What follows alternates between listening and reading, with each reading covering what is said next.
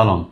Bugun sizga Ayurus dasturimiz kunlik hayotda qanday ishlashini ortiqcha grafiklar yoki reklamalarsiz tushuntirib beraman. Bizning dastur aynan sud majlislari uchun ishlab chiqarilgan. Uning asosiy funksiyalariga avtomatik transkripsiya, tarjima hamda huquqiy tahlil kiradi. Xo'p, bu amalda qanday ishlaydi? Tasavvur qiling, siz sud zaldasiz. Har bir ishtirokchiga mana shunaqa planshet va mikrofon berilgan.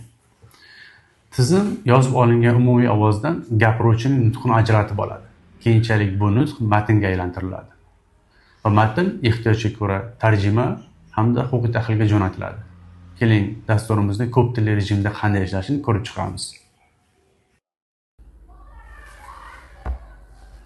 Hurmatli sud raisi, biz o'z da'vo talablarimizni qonuniy faktlar bilan asosladik. Taqdim etilgan dalillar buni ochiqchasiga tasdiqlaydi.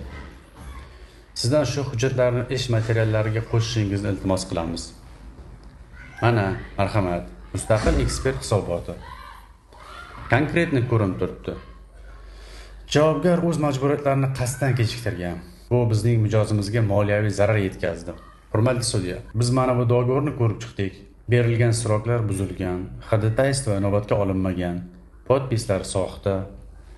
Hatto ularning ekspertiza проверкasi ham umuman nezakonna o'tkazilgan.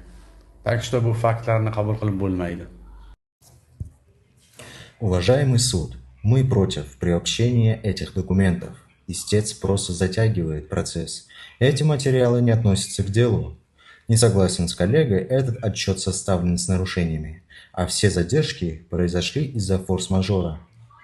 Возражения по договору и экспертизе – это голословные обвинения. Все подписи настоящие, а экспертиза прошла строго по закону. Мы готовы проверить еще раз. Ko'rib turganingizdek, Ayurus dasturi sud majlislarini har tomonlama osonlashtiradi. Modulli arxitekturasi tufayli dasturimizdan notariat, sog'liqni saqlash, ta'lim va boshqa sohalarda foydalanish mumkin. Qisqa qilib aytganda, platformamiz inson va sun'iy intellekt muloqotiga asoslangan har qanday loyihaga o'z hissasini qo'sha oladi.